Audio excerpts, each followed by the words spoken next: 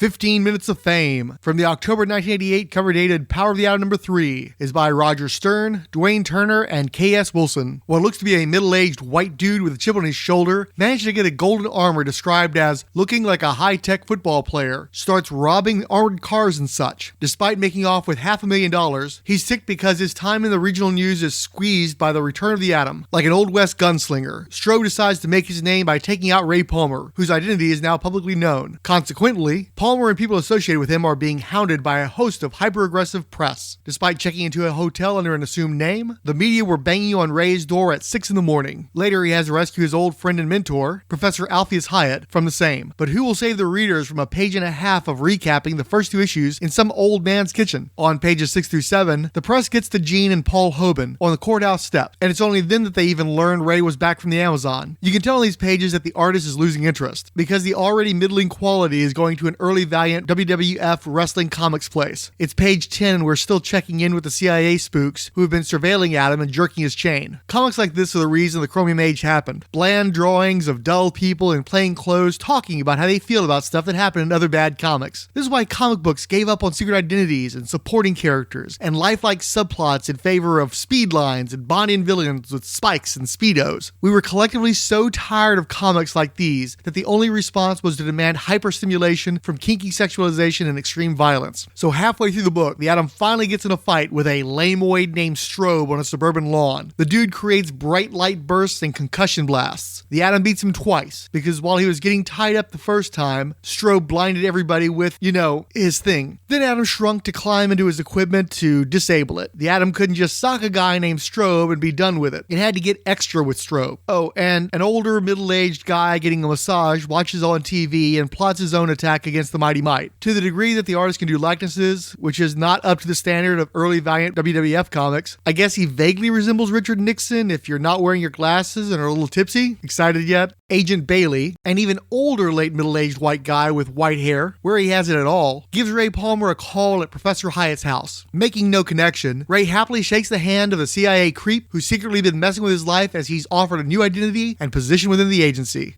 I sent the notarized transfer of ownership to Gardner's attorney. And listen, I want to get a jump on the mining operations immediately.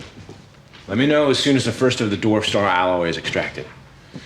Thanks.